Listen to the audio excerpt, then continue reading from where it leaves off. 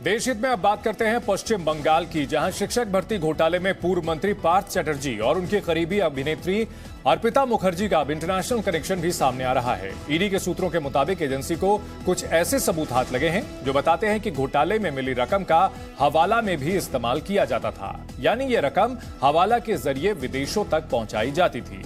ED के शक की सुई कोलकाता के एक साड़ी व्यापारी पर भी जा टिकी है, यानी अब जांच का दायरा सिर्फ पश्चिम बंगाल ही नहीं विदेशों तक फैलने वाला है। और इस पूरी कहानी की शुरुआत हुई अर्पिता मुखर्जी के घर पर मिले एक जूट के बैग से। इस बैग में ऐसा क्या खास था और इससे ईडी को मामले के इंटरनेशनल कनेक्शन की जानकारी कैसे मिली, इस रिपोर्ट में देखिए।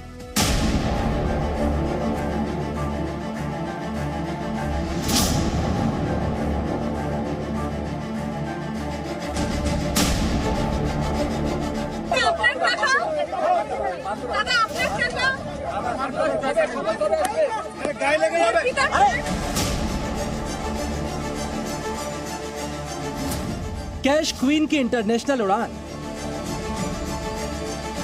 2 छापे, करोड़ों का कैश, करोड़ों के गहने। पश्चिम बंगाल शिक्षक भर्ती घोटाले की जांच में जुटी ईडी अर्पिता मुखर्जी और पार्थ चटर्जी से करीब 1 हफ्ते से पूछताछ कर रही है। इस मामले में हर रोज नए खुलासे हो रहे हैं, नई जानकारियां सामने आ रही हैं और ईडी इन्हीं जानकारियों के आधार पर अपनी जांच का दायरा बढ़ा रही है। ईडी की माने तो इस घोटाले के तार सिर्फ हिंदुस्तान में ही नहीं, देश के बाहर तक फैले हैं। दरअसल ईडी को कुछ ऐसी चीजें मिली हैं जो इसी तरफ इशारा करती हैं। ईडी के सूत्रों के मुताबिक पार्थ चटर्जी और अर्पिता की बांग्लादेश समेत कुछ दूसरे देशों में भी संपत्तियां हो सकती हैं। पश्चिम बंगाल शिक्षक भर्ती घोटाले में ईडी अपनी जांच का दायरा बढ़ा रहा है। उन्हें शक है कि पार्थो चटर्जी और अर्पिता मुखर्जी का विदेश में भी काफी संपत्ति हो सकती है। इसीलिए विदेश मंत्रालय से भी संपर्क किया गया है ताकि विदेशों में इनकी संपत्ति ढूंढ निकाला जाए।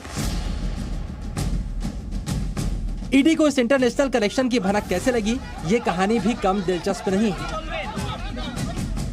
ईडी को अर्पिता मुखर्जी के टॉलीगंज वाले फ्लैट में तलाशी के वक्त जूट का एक बैग मिला था। वैसे तो ये थैला आम थैलों जैसा ही था, लेकिन इसमें छपी एक तस्वीर पर जब ईडी अधिकारियों की नजर पड़ी तो एक नया एंगल सामने आ गया। दरअसल इस बैग पर बंग बंधु यानी बांग्लादेश के जनक शेख मुजीबुर रहमान की तस्वीर छपी थी। ईडी ने जब इस बैग की जांच की तो मालूम चला ये बैग कोलकाता से कुछ दूर कपड़े की एक दुकान का है। ईडी ने और छानबीन की तो मालूम चला साड़ियों की इस दुकान से पार्थ चटर्जी ने साल में कई बार बड़ी संख्या में साड़ियां खरीदी। दरअसल इस व्यापारी के बांग्लादेश में भी कारोबारी रिश्ते हैं। ऐसे में ईडी को शक है इसी दुकान मालिक ने हवाला कारोबार के जरिए पार्थ और अर्पिता के पैसों को बांग्लादेश पहुंचाया, जहां इस रकम से संपत्तियां खरीदी गई। इस कपड़ा कारोबारी के पार्थ के साथ रिश्तों के भी सबूत सामने आए हैं। जी न्यूज को मिली जानकारी के मुताबिक इस दुकानदार ने 2019 में नागतला में हुई दुर्गा पूजा को स्पॉन्सर किया था। सिर्फ यही नहीं, दुर्गा पूजा के दौरान सिंदूर खेला में शामिल होने वाली महिलाओं को भी एक बनारसी साड़ी गिफ्ट की गई थी और इस दुर्गा पूजा की ब्रांड एम्बेसडर खुद अर्पिता मुखर्जी थी। ये दुर्गा पूजा पार्थ चटर्जी के ही मोहल्ले में होती है और वही इस नागतला उदयन संघ के अध्यक्ष भी है।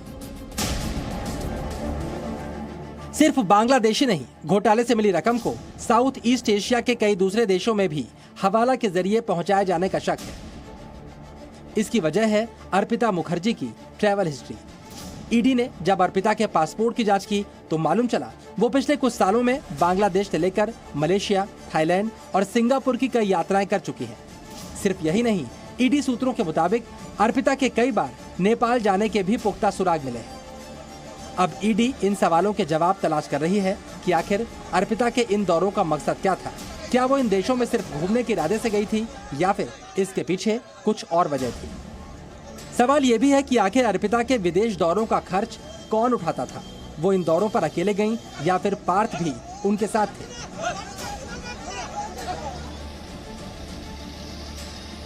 जब घोटाले के तार दूसरे देशों तक पहुंचते दिखे तो ईडी ने विदेश मंत्रालय से संपर्क किया और जांच के लिए मदद मांगी। यानी ईडी किसी भी कीमत पर इस घोटाले की तह तक पहुंचना चाहती है और वो ये भी मालूम करना चाहती है कि क्या ये घोटाला सिर्फ पार्थ चटर्जी तक सीमित था या लोगों की गाढ़ी कमाई की इस लूट में दूसरे किरदार भी शामिल थे। हम आपको बता दें कि ईडी को पता चला है अक्सर दक्षिण एशिया के थाईलैंड, बैंकॉक, बांग्लादेश जैसे देशों में अर्पिता टूर पर जाती थी, 2-3 दिनों के लिए टूर पर जाती थी। किस लिए वो टूर होता था, इस विषय में भी ईडी अब तफ्तीश कर रही है। कैमरामैन अल्पन बोरा के साथ सुमित सेनगुप्ता, जी मीडिया, कोलकाता।